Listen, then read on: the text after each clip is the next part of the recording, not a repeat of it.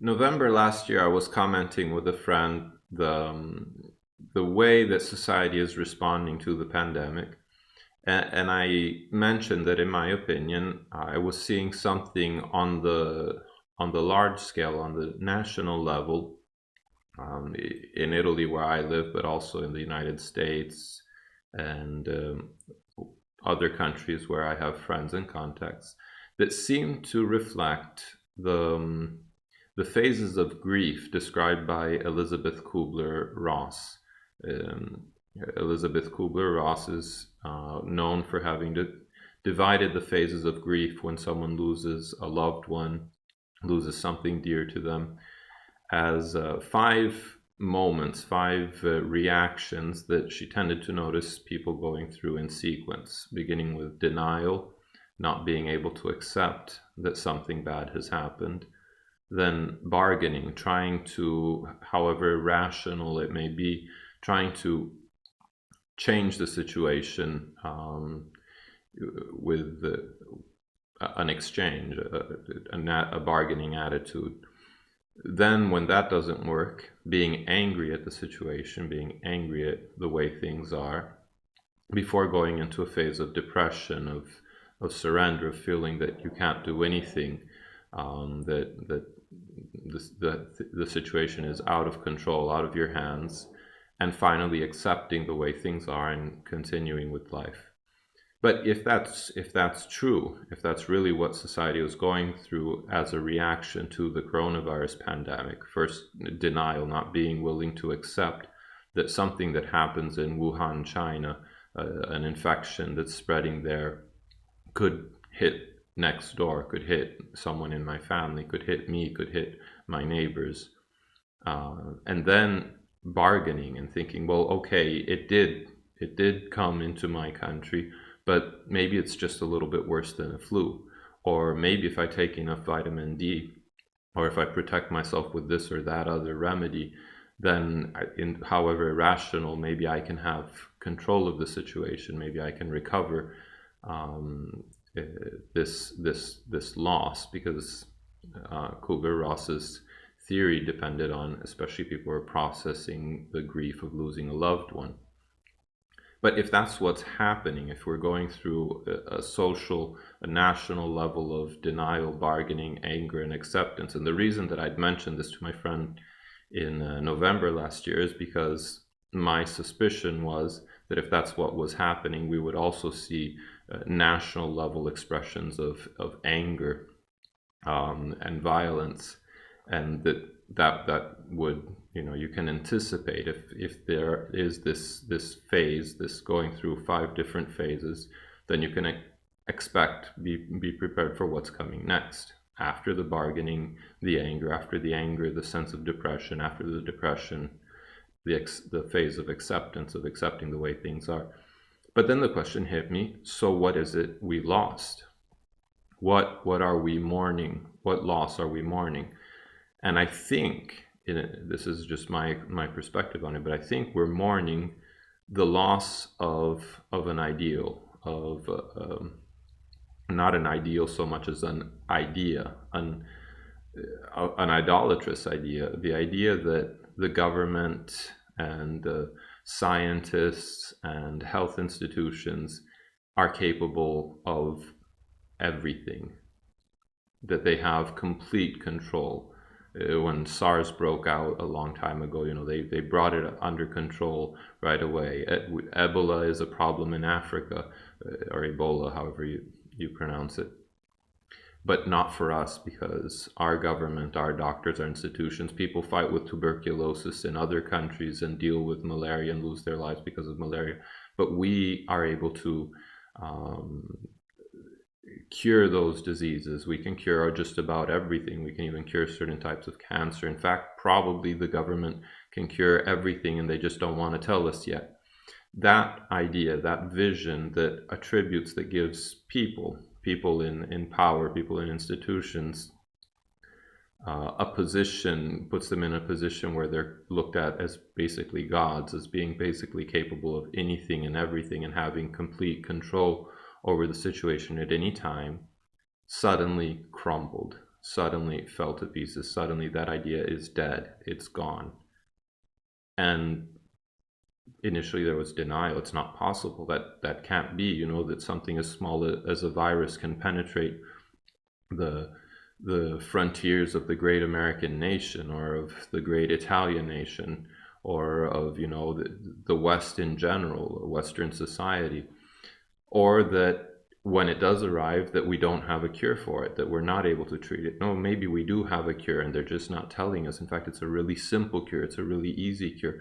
Those types of reactions, that sort of denial and then bargaining and trying to in some way recover this lost vision, feels to me like we're not accepting something that as Christians we should have known all along. And overtly we say it, but maybe unconsciously we haven't really accepted that the government doesn't have control of everything. Institutions, doctors don't have control. Scientists don't know everything and aren't capable to control everything. And we should have always known that. God is the only one who really has control of the situation.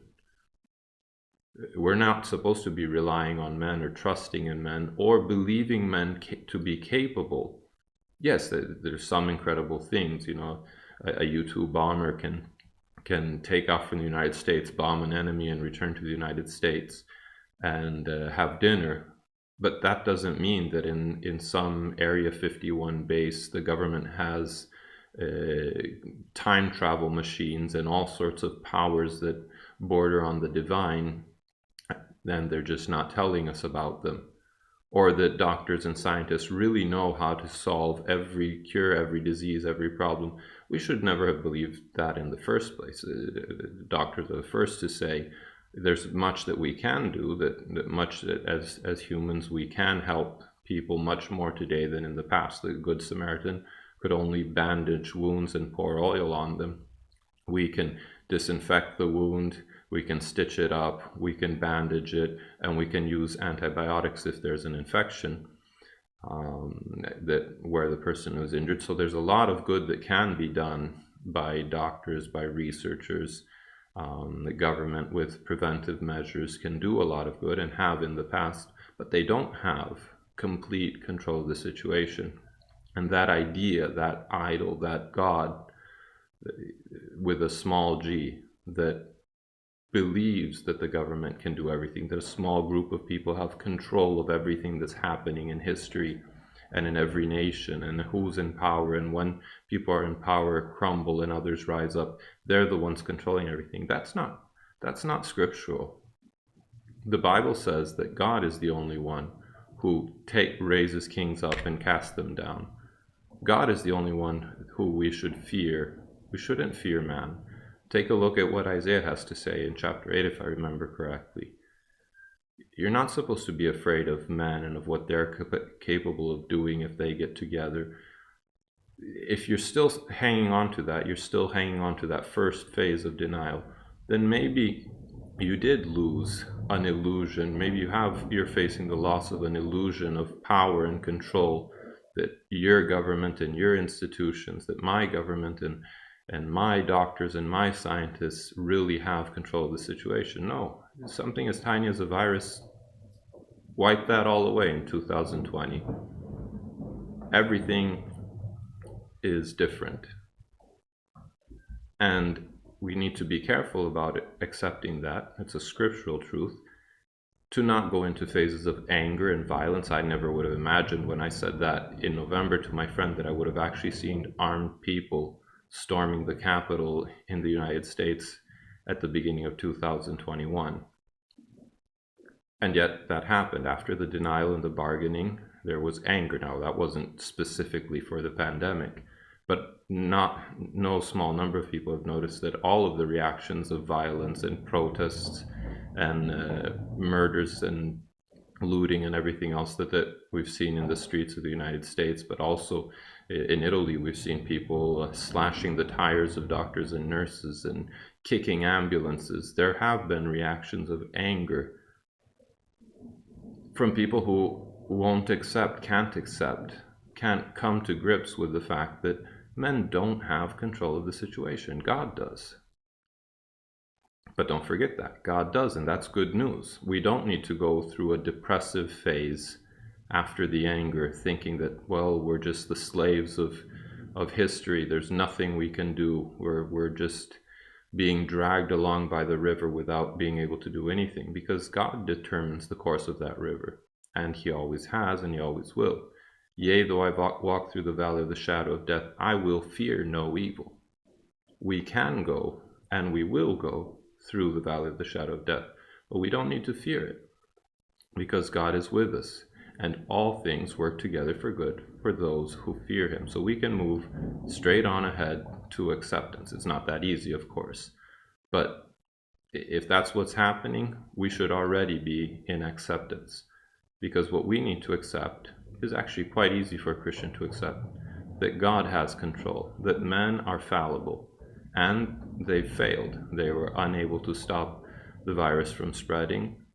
They were unable to treat the virus in all cases, though they have done a lot of good. I personally have had loved ones go into the hospital and be treated and be able to come out healthy. So that they have been able to do good, but they haven't been able to solve every problem, and there's no secret ingredient to do that, because they're humans, they're fallible. God is the one in control. And if we remember that, there's really not that much to be fearing, and we really shouldn't be in mourning for the loss of this idea, which was